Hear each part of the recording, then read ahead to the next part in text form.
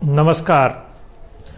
आइए आज की जो बातचीत की हमारी श्रृंखला है उसमें दल बदलू नेताओं मतलब आया राम गया राम की जो हमारे यहाँ राजनीतिक संस्कृति है उसी के संदर्भ में एक लंबी बातचीत किया जाता है। और इस बातचीत में अक्सर मैं अपनी ही बात कहता रहता हूँ, क्योंकि हमारे जो विश्लेषण के तरीके हैं वो हम सबके अपने अपने हैं। तो हमारी समझ, जानकारी और चीज़ों को देखने का जो नज़रिया रहता है उसी तरीके से हम विश्लेषण करते हैं। तो ऐसे में यह ज़रूरी है कि हम बहुत से विचारों को देखें, सुनें और समझें और किसी को अछूत न मानें, क्योंकि हमें सारे संदर्भों को देखना समझना रहता है, तभी वास्तविक बातों को, चीज़ों को, विचारों को हम समझ पाते हैं। तो किसी विचारधारा और व्यक्ति को अछूत मत मानिए और उनकी बातों को गौर से सुनिए कि आखिर वो कौन सा विमर्श खड़ा करना चाहते हैं और इसके पीछे मकसद क्या है। तो इसके लिए सुनना सबसे ज़रूरी है। और आज का जो न्यू मीडिया है उसने हमें पर्याप्त स्पेस दे रखा है। हर आदमी अपनी बात कह सकता है। अगर कोई यह कहे कि हमको अभिव्यक्ति की आज़ादी नहीं है और हमें बोलने कहने के कम अवसर मिल रहे हैं, तो आज के ज़माने में ये सबसे बड़ा झूठ है। जिसके पास भी स्मार्टफोन और कनेक्टिविटी है वह अपनी बात कह सकता है और कितने ही लोगों तक पहुंच सकता है। और कई बार तो आपको अंदाज़ा भी नहीं होगा कि आपकी बात कौन सुन रहा है, आपको कौन देख रहा है और आप कहां तक पहुंच सकते हैं। बस ज़रूरत इस बात की है कि आपकी बात में दम हो, आप में गंभीरता हो और आप कोई ऐसी बात कह रहे हों जो जनमानस को छू सके। मतलब आपकी बात में कुछ दम होना चाहिए। अब राजनीतिक दलों के लीजिए, बड़े बड़े जो अपने आप को राजनीति के विशेषज्ञ मानते हैं, उनके तौर तरीके को लीजिए। ख़ास तौर पर अभी जब चुनाव आता है तो जिनको टिकट नहीं मिल पाता, और टिकट क्यों नहीं मिलता है, क्योंकि उस राजनीतिक दल में जिस तरीके से आपको काम करना चाहिए था, लोगों से जुड़ना चाहिए था, आपने नहीं किया। और अब आपकी स्थिति ऐसी हो गई है कि आप उस विधानसभा क्षेत्र, लोकसभा क्षेत्र मतलब निर्वाचन क्षेत्र से चुनाव नहीं जीत सकते हैं, क्योंकि चुनाव जीतने की जो एकमात्र शर्त है वह है वोट, कि आपको वोट मिले, स्थानीय जनता आपको वोट दे। पता चलता है पूरे 5 साल आप लापता थे।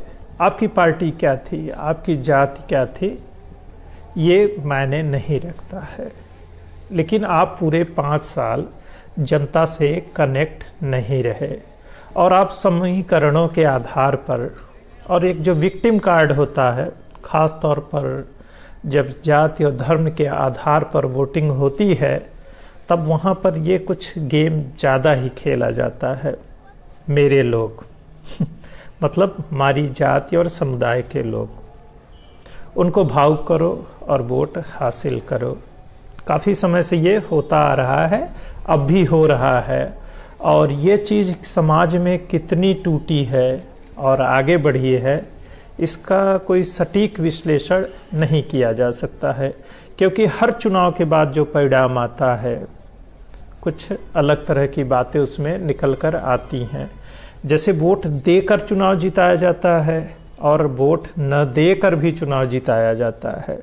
मतलब अगर एक खास जाति और समुदाय के लोग अपने जाति वाले नेता से नाराज़ हैं या फिर अपनी पार्टी से, मतलब उस जाति का प्रतिनिधित्व करने वाला जो दल है, अगर उससे नाराज़ हैं, तो अक्सर हमारे यहाँ वो किसी और को वोट नहीं करते, बल्कि वो वोट ही नहीं करते। और जब वोट नहीं करते हैं तो दूसरा सियासी दल जो इन्हीं समीकरणों पर आधारित होता है वो लीड ले लेता है और चुनाव जीत जाता है। तो इस तरह का भी वोटिंग पैटर्न हमारे यहाँ होता है। चलिए फ़िलहाल आज आया राम गया राम पर जो बात शुरू हुई थी तो उसी को आगे बढ़ाते हैं। तो आया राम गया राम की धारणा तो हमारे हरियाणा से शुरू होती है कि एक नेताजी रहते हैं जो अपनी दलीय स्थिति कैसे भी बदल कर, मतलब दल बदल करके सत्ता में बने रहते हैं। तो वही लगभग बहुत सारे नेताओं जो अपने को जाति का प्रतिनिधि मानते हैं, ताकतवर मानते हैं, बाहुबली मानते हैं, इस तरह की बिसात पर निरंतर गोटियां खेलते रहते हैं और चुनाव में अपनी सार्थकता, अपनी जीत या यूँ कहिए अपने को रेलिवेंट बनाए रखते हैं। हकीकत में वो रेलिवेंट होते नहीं हैं। और हमारे यहाँ तो इस तरह के राजनीतिक दल हैं बाकायदा जो किसी खास जाति समूह को लेकर ही बने हैं और जब जब चुनाव आता है तो उस जाति के विमर्श को वो खड़ा करते हैं, उसके स्वाभिमान, चरित्र और बहुत सारी बातें आती हैं कि कैसे कैसे गाली गलौज उसमें होते हैं। उसमें अपने जातीय स्वाभिमान को आगे बढ़ाना तक तो ठीक होता है और साथ ही अन्य जातियों और समूहों को गाली गलौज भी दिया जाता है। यह एक सामान्य सी बात बन गई है। अगर गहराई से इस बात को देखा जाए तो इसमें ये कोई राजनीतिक दल भी नहीं है। हकीकत में अगर इनका विश्लेषण किया जाए तो ये प्रेशर ग्रुप है, मतलब दबाव समूह जो चुनाव के समय जो बड़े राजनीतिक दल होते हैं उनको ब्लैकमेल करते हैं कि हमको इतनी सीट चाहिए, ये पद चाहिए, और वो हासिल भी कर लेते हैं। तो इस तरह के दबाव समूह हमारे यहाँ जो क्षेत्रीय दल हैं, जाति आधारित दल हैं, और क्षेत्रीय दल ज़्यादातर जाति आधारित ही दल हैं। जाति में आप सिर्फ जाति किसी एक धर्म विशेष का बल्कि एक धर्म समूह भी एक दल में परिवर्तित हो जाता है और उनकी आस्था, भक्ति, इस तरह की बात उनमें रहती है और वो किसी एक विशेष पार्टी को सपोर्ट करते हैं या उस पार्टी का जो जनाधार है या वह पार्टी ही उस जाति धार्मिक समूह के कारण खड़ी हुई रहती है। तो पूरे देश में अगर आप उत्तर, दक्षिण, पूर्व, पश्चिम कहीं भी देखेंगे तो कमोबेश ऐसा है। और चुनाव के वक्त उस खास जाति समूह को साधने के लिए उस जाति के नेता को आगे बढ़ाया जाता है जिसके नाम के आगे पीछे जो है कुछ खास विशेषण लगे हों जो उसे खास जाति या समुदाय का प्रतिनिधि मानते हों। तो वो टाइटल बड़ी मायने रखती है। और मैं यहाँ बात के दौरान किसी व्यक्ति का नाम नहीं लूँगा, न किसी दल का भी नाम लूँगा, क्योंकि किसी के प्रचार में और किसी के विरोध में यह बात नहीं कही जा रही है। यह एक सच्चाई है, लेकिन चीज़ें बदल रही हैं। जैसे जब जातियों के पक्ष में जातीय नेता के साथ, जातीय दल के साथ लोग एक समय बड़ी आसानी से खड़े हो जाया करते थे, लेकिन ये चीज़ें धीरे धीरे बदल रही हैं। तो इसके पीछे मूल कारण क्या है? सूचना तकनीक कि फलाने नेता, फलाने आदमी, फलाना दल ऐसा काम क्यों कर रहा है, इसके पीछे क्या मकसद है, पिछले 5 साल, 10 साल, 15 साल, 20 साल के दौरान उसने क्या किया, हमको क्या दिया। तो आप जो ये न्यू मीडिया है जिसमें सोशल नेटवर्क से जुड़ी चीज़ें और संस्थाएं हैं, वहाँ पर उनके पुराने संवाद और काम भी आसानी से मिल जाते हैं कि आप ये कह रहे थे और आपने ये नहीं कहा, इतने समय पहले तो आप ये कह रहे थे और फिर अब आप ये कह रहे हैं। तो वो उनकी बात का खंडन उन्हीं के पुराने ऑडियो वीडियो से हो जाता है। और अब शिक्षा का प्रसार भी पर्याप्त हो चुका है, हर जाति में पर्याप्त शिक्षित लोग हैं और अपनी जाति वाले नेता के तमाम कमियां और बुराइयों का भी वो आकलन अब कर लेते हैं। अब सोचिए, जब 1 GB डेटा मिनिमम हमको एक दिन में मिलने लगा, तब सूचना क्रांति यही तो है ना कि तकनीक एक बराबरी पर ला दिया है आपको। एक बहुत बड़ा आदमी भी यूट्यूब, फेसबुक, बाकी जो सोशल नेटवर्क हैं, जो एक न्यू मीडिया जिसे कहा जाता है, उससे जुड़े हुए लोग हैं, और एक आम आदमी जो 100-200 महीने खर्च कर सकता है, वो भी उसी तरह की कनेक्टिविटी से लैस है और उस तरह के वीडियो, ऑडियो, टेक्स्ट और विचारों तक वह भी आसानी से पहुंच सकता है। तब फिर मेरी जाति का नेता जब कुछ कहता है तो उसकी आपराधिक पृष्ठभूमि, उसकी कार्यप्रणाली, उसके परिवारवाद भाई अगर उसे टिकट चाहिए, खुद को तो चाहिए ही, पत्नी को चाहिए, बेटी को चाहिए, बेटे को चाहिए, बहू को चाहिए, भाई को चाहिए, और अपने खास लोगों को चाहिए जिनसे उसने पैसा लिया है। तो जनता ये चीज़ें समझती है कि आप समाज में क्या कर रहे हो, क्यों कर रहे हो। भाई इतने साल तक तो आप नहीं बोले, अब चुनाव आ गया और आपने अपने क्षेत्र में कोई काम किया नहीं है, जनता नाराज है और जाति आधार पे आपको टिकट चाहिए। तो जनता को मालूम है ना ये बात कि आप झूठ बोल रहे हैं, आप कोई काम नहीं कर रहे हैं और आप अपने बीवी बच्चों और अपने परिवार के लिए ही लड़ाई लड़ रहे हो। उसमें किसी जात के कल्याण या फिर उसके आगे बढ़ाने की कोई बात नहीं है। अगर हर जाति समूह का नेता अपने जाति को ही आगे बढ़ा रहा होता तो अब तक सारी जातियां मुख्य धारा में शामिल हो गई होती। लेकिन नेता की सफलता यह होती है कि आपको वंचित बनाए रखे, आपको अशिक्षित बनाए रखे। मतलब उसके पीछे भीड़ कब खड़ी होगी? जब आप नासमझ होंगे, आप में किसी प्रकार का ज्ञान नहीं होगा, आप कोई सवाल नहीं उठा सकेंगे और महज जाति के नाम पर आप वोट देते रहेंगे। लेकिन अब सूचना तकनीक है, लोगों के पास कनेक्टिविटी है, तो अपने ही नेताजी को खंगाल लिया जाता है और फिर उसी जाति समूह में एक दूसरा व्यक्ति भी है तो नेताजी की आसानी से तुलना हो सकती है। अब ये कब हुआ? तो निश्चित रूप से इस काम में जो गति आई है वो 2014 के बाद आई है। अब आप प्रधानमंत्री जी का नाम ले सकते हैं, उनका समर्थन कर सकते हैं, उनकी आलोचना कर सकते हैं, उनको गाली दे सकते हैं, आपकी मर्जी। लेकिन हकीकत यही है कि ये नरेटिव 2014 से बदला है, क्योंकि जब सूचनाएं हर आदमी तक पहुंचने लगी तो सोच में बदलाव आना एक स्वाभाविक बात हो जाती है और वही हुआ है समाज में। आप देखिए अभी जो दल सत्ता में है उसने भी यही किया था कि ढेर सारे आयाराम गयाराम उनके पास आए थे और उनको भी अंदाज़ा नहीं था कि वो इतने बड़े बहुमत से सरकार बना लेंगे। लेकिन सरकार बनी, लेकिन उसका खामियाजा क्या हुआ? अब आयाराम जो था वो गयाराम ही है। जो कब आयाराम रहता है कब गयाराम रहता है इसका अंदाज़ा लगाना बहुत मुश्किल नहीं है। आप अपने आसपास देखिए तो जब भी सत्ता की बात आती है तो सत्ता उसके पास कैसे पहुँचे, इस कोशिश में वह निरंतर अपनी बातों को, अपनी बात को, अपनी बेचारगी को, मतलब अपने विक्टिम कार्ड को कि मैं फलानवा जाति का हूँ, ये वाला नरेटिव चलाता है। लेकिन अब जनता बदल चुकी है। अच्छा देखिए, जात छुआछूत ये हमारे समाज की सच्चाई है, लेकिन शहरीकरण मतलब गांव का अस्तित्व अब खतरे में पड़ गया है। शहरीकरण बढ़ रहा है, हर आदमी मजदूर के रूप में परिणित हो रहा है और वह भी जो स्किल लेबर है, जिसके पास हुनर है, वह सर्वाधिक कमाने वाला मजदूर है। आप किसी भी पेशे में हो ये कोई मायने नहीं रखता। जब गांव की पगडंडी से सड़क पर आप आते हैं और शहर के लिए निकलते हैं, वहीं जाति टूट जाती है।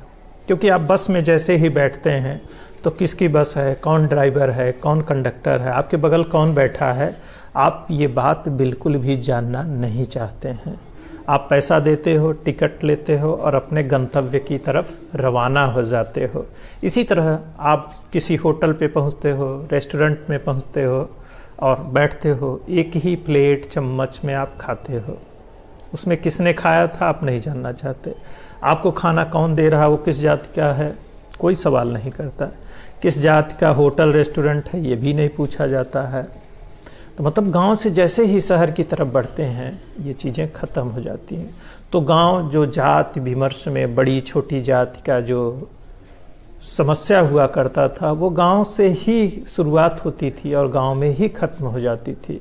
अब शहरों में देखिए, शहरों में एक संपन्न तबका रहता है। आपका पड़ोसी किस जाति का है ये आप तय नहीं कर सकते हैं, क्योंकि एक महंगी ज़मीन और महंगा मकान जिसने बनाया है, जो पैसा कमाया था उसी ने बनाया है और उसके रहने खाने उठने बैठने के तरीके में एक क्या रहता है, संपन्नता का जो बोध रहता है, एलिटिस्ट बिहेवियर रहता है। तो वहाँ पर जाति टूट जाती है और जो संपन्न है आप उसको सर साहब और बाकी चीज़ें से संबोधित करने लगते हैं। आपको ड्राइवर, खलासी और सफाई कर्मी का काम चाहिए, तो जो लोग शहर आते हैं उन्हीं लोगों के यहाँ काम करते हैं। और काम चाहिए, ड्राइवर का काम चाहिए, भाई सब लोग डॉक्टर, इंजीनियर, अफसर तो बन नहीं जाएंगे। तो मैक्सिमम लोग लेबर के काम में खपेंगे। मकान बन रहा वहाँ काम करेंगे। अब जिसकी जितनी स्किल होगी, क्षमता होगी, काम करेगा। जो काम देगा पैसा देगा, इससे ज़्यादा कोई संबंध नहीं होता है। अच्छा, गांव में देखिए जाति वहाँ भी धीरे धीरे टूट रही है। जब खेती किसानी पूरी तरह से मजदूर यानी श्रमिक पर आधारित थी, तब जाति मजबूत थी। शहरों में काम करने लोग नहीं जाते थे, तो काम कौन करेगा? जो सबसे गरीब और वंचित समुदाय से आएगा, उसकी जात कुछ भी हो। मान लीजिए आप बड़ी जात से हैं, ज़मीन आपके पास है, तो आप कई जोड़े बैल रखेंगे, उसको चलाने के लिए आपको श्रमिक चाहिए। और अगर तकनीक आई तो सबसे ज़्यादा इसको किसने तोड़ा? तकनीक ने तोड़ा। मतलब जब ट्रैक्टर आया और खेती में मजदूरों की कमी पड़ने लगी, तभी तो आप तकनीक अपनाएंगे। तो बैलों का पालन पोषण, उनको रखना पालना कठिन होता गया। तब जो बड़ा आदमी रहेगा ट्रैक्टर खरीदेगा। अब ट्रैक्टर जैसे ही खरीदे, उसको कौन चलाएगा? उसको एक आम मजदूर नहीं चलाएगा। ट्रैक्टर चलाने के लिए जैसे गाड़ियाँ चलाई जाती हैं, ट्रैक्टर चलाने के लिए टेक्नीशियन चाहिए, ड्राइवर चाहिए। अब वो किस जाति का होगा ये तो कोई मैटर ही नहीं करता। जो तकनीकी रूप से सक्षम होगा, ट्रैक्टर अच्छे से चलाएगा, वो चलाएगा। और जो काम कर सकता है, अब गांव में बैल चलाने वालों की ज़रूरत ख़त्म है, मड़ाई की मशीनें आ गई और मजदूर कम लगने लगा। अब श्रम के लिए शहर की तरफ लोग जाने लगे। तो जो शोषण होता था जात के आधार पर, वंचित के आधार पर, क्योंकि एक अमीर और गरीब के बीच की खाई थी, और उसमें जातियों के आधार पर जो जिन्हें उच्च जाति, कथित उच्च जाति कहा जाता है, उनके पास थोड़े ज़्यादा साधन थे, और जिन्हें जो कथित निम्न जाति है उसके पास कम साधन थे। तो ज़्यादातर मजदूर निम्न जाति से लोग आते थे। लेकिन अब धीरे धीरे ज़मीन, खेती, ये फायदे का धंधा नहीं रह गया। तब लोग शहरों में आए, काम करना शुरू किए, और अपने आप यहाँ जाति धीरे धीरे टूट चुकी है। शहरों में तो लगभग न के बराबर है, और गांव में है, ये सच्चाई है। लेकिन वहाँ भी अब वो बोध नहीं रहा है, उस तरह का उत्पीड़न नहीं कर सकता कोई। और बड़े छोटे होने का बोध, ये खुद की हीन भावना है, या अगर कोई अपने आप को बड़ा मानता है तो ये उतना बड़ा खराब बात नहीं है। लेकिन खुद को अगर कोई छोटा मानता है और सामने वाले को छोटा मानता है, तो ये सबसे बड़ा अपराध होगा। आप हीन भावना से ग्रसित मत होइए। आप चाहे जिस जाति समुदाय के होइए, अगर आप अपने आप को छोटा मानते हैं, निम्न मानते हैं, तो ये मानसिक अपराध है। और आपके विकास में सबसे बड़ी बाधा अपने आप को हीन मानना ही है। कोई अपने को बड़ी जाति का मानता है, श्रेष्ठ मानता है, ये उसकी समस्या है। उसके मानने से आपके जीवन पर कोई फर्क नहीं पड़ेगा। लेकिन जब आप खुद को हीन मानेंगे, कमतर मानेंगे, तो आपका जीवन में आगे बढ़ना मुश्किल हो जाएगा। अब शिक्षा पर किसी एक व्यक्ति, जात या समुदाय का अधिकार नहीं है। जो आदमी चाहे, जितना चाहे पढ़ सकता है।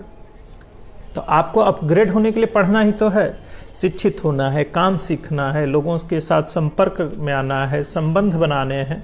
सामाजिक सरोकार से आप आगे बढ़ जाओगे। और सूचना प्रौद्योगिकी सबसे बड़ा साधन है। जो तकनीक आती है वो इस तरह की चीज़ों को तोड़ देती है। तो खेती में जब आधुनिक तकनीक आई, तो अपने आप वो जाति टूटा। अब सोचिए, सूचना प्रौद्योगिकी, mobile phone, touch screen, internet, social network, सबको बराबरी पर ला दिया है। अब आप इसका इस्तेमाल कैसे करेंगे, यह सिर्फ आप तय कर सकते हैं। अगर आप मूर्खता भरी हरकतें करेंगे तो आपका कोई इलाज नहीं है। तो ये जाति बोध से आधारित, पीड़ित, मतलब विक्टिम कार्ड खेलने वाले जिस तरह की बात कर रहे हैं, वो पूरी तरह से सच नहीं है। अब जनता ज़्यादा जागरूक और समझदार है। वो किसी अपने जाति नेता का गुलाम नहीं है। वो चीज़ों को देख रही है, समझ रही है, मूल्यांकन कर रही है, विश्लेषण कर रही है, और जिसे वोट देना होगा चुपचाप दे भी आएगी। अब मीडिया वाले माइक मुंह में घुसाते रहते हैं कि ये बोलो, वो बोलो। आप देखिए, स्माइल करते हुए वो भी बोल देता है, लेकिन उसको किधर जाना है उसे अच्छी तरह पता है। अच्छा, अब एक मज़ेदार बात सुनिए। दल बदल रोकने के लिए 10वीं अनुसूची लागू की गई कि भाई ये नियम रहेगा, ऐसे कानून रहेगा, तो आप दल बदल कर सकते हैं, नहीं तो नहीं कर सकते। उसका भी फायदा नुकसान हुआ। लेकिन अगर चुनाव के ठीक पहले अगर आप दल बदल कर लेते हैं, तो ये दल बदल नहीं माना जाता है। किसी भी पार्टी को ज्वाइन करिए एकदम मज़े से, अगर आप ताकतवर हैं, और तुरंत टिकट ले लीजिए। ऐसे में क्या होता है, जो पार्टी और उसके जो कार्यकर्ता हैं जो लगातार पूरा जीवन समर्पित किए रहते हैं, उनका कितना नुकसान होता है अंदाज़ा लगाइए। हमारे यहाँ बहुजन समाज पार्टी, एक दलित जिसे जाति को कहा जाता है, उसके समर्थन और सपोर्ट में खड़ी एक पार्टी हुआ करती थी, अब कहा जाए अब भी है, उसका अपना कोर वोटर है, लेकिन उस पार्टी का जनाधार कैसे कमज़ोर हुआ अगर आप सोचिए। उन्होंने अपने कार्यकर्ताओं को टिकट देना बंद कर दिया, सीधे टिकटों की बिक्री होने लगी। अगर कहा जाए तो गलत नहीं होगा कि आप मुझे इतना पैसा दीजिए और हमारे समुदाय का इतना वोट ले लीजिए। ऐसा करते करते वह पार्टी ही हाशिए पे चली गई, क्योंकि जनता है ना, सब जानती है। आप बहुत देर तक उसको छल नहीं सकते। जब उस समुदाय के लोग आगे बढ़ना चाहते हैं, उसमें भी नेता तैयार होना चाहते हैं, और आपने टिकटों की बिक्री शुरू कर दी। और जितने भी राजनीतिक दल हैं, जब इस तरह की हरकत शुरू करते हैं तो वो धीरे धीरे ख़त्म हो जाते हैं, क्योंकि जनता सब कुछ समझती है। तो चुनाव आ गया है, जितना नज़दीक आया राम गया राम अपने तरीके से चुनाव को मैनिपुलेट करेंगे, पर पब्लिक है, सब जानती है। अब वह पुरानी जनता नहीं रही जो कुछ नहीं जानती थी, क्योंकि उसके पास जानने के एक सीमित साधन थे, और नेताजी जो बताते थे सिर्फ उतने को ही सच मान लेते थे। पर अब नेताजी की कलई खुल जाती है। कोई भी हो, आप किसी भी दल के नेता का अगला पिछला तुरंत सोशल नेटवर्क पर ही आपको मिल जाएगा। और राजनीतिक दलों से विनम्र निवेदन है कि आप अपने कार्यकर्ताओं और आपके लिए जिन्होंने पूरा जीवन खपाया है, उनको नज़रअंदाज मत करिए। इन दल बदलुओं के चक्कर में मत पड़िए, अपना कैडर खड़ा करिए, और उन्होंने जो लगातार परिश्रम आपके लिए किया है, उसका कुछ इनाम तो उन्हें मिलना ही चाहिए। वो सिर्फ झंडे ढोते रहने और कुर्सियां लगाने के लिए नहीं बने हैं। जो ज़मीन पे आपका कार्यकर्ता है, जब उसे आप नज़रअंदाज करेंगे तो धीरे धीरे आपकी जो विधानसभा और संसद में प्रतिनिधित्व है ना, उसकी संख्या तय कर देती है कि आपने क्या किया है हकीकत में, और आपकी बातें एकदम झूठ हैं, यह सिद्ध हो जाता है। तो फिर चुनाव आ गया है, वोटिंग होगा, और जनता के व्यवहार को समझने के लिए नए सॉफ्टवेयर इंस्टॉल करिए। कहाँ पे? अपने मस्तिष्क में। और वही गांव की गरीब गुरबा बेचारा कहना बंद करिए, क्योंकि अब गांव नहीं रहे हैं, वहाँ शहर घुस चुका है, और इंटरनेट मोबाइल फ़ोन पर्याप्त संख्या में वहाँ पहुँच चुका है, और लोगों के जानने समझने देखने के तरीके बदल चुके हैं। और आप भी नए तरीके नए हथियारों से लैस हुइए, और बहुत दिन तक ये विक्टिम कार्ड नहीं चलेगा। इसी के साथ आज की अभी की बात ख़त्म की जाती है। जय हिंद, जय भारत।